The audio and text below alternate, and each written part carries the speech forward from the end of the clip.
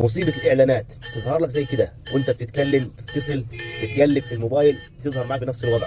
طب بتشيلها ازاي؟ والاهم انك ما تمسحش حاجه من على التليفون. تابع معايا الشرح، بس الاول اللايك والشير والفول الحلو بتاعك علشان غيرك يستفيد بالمعلومه. اول حاجه تعمل تدخل على الضبط هنا، وتدوس على الضبط هنا، وتنزل تحت هنا هتلاقي هنا مثلا إدارة التطبيق أو التطبيقات، تدوس عليها. قائمة التطبيقات على حسب كل نوع موبايل. أول حاجة تدور عليها عندك هنا اللي هي جوجل كروم وجوجل.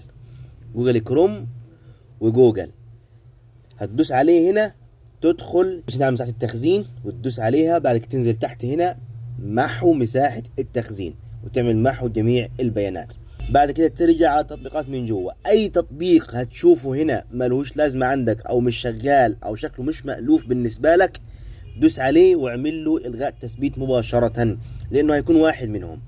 تاني حاجه ابعد عن تطبيقات مكتوب عليها سيستم او ملفات النظام، ملكش دعوه بيها. اي تطبيق تاني احذفه على طول مباشره من غير اي نقاش. هو اللي هيكون بيظهر الاعلانات عندك دي طريقه عشوائيه وبيضايقك. بعد كده هتلاقي الجهاز استقر معاك طبيعي 100%، ولا اعلانات ولا دوشه، ومن غير ما تمسح بياناتك.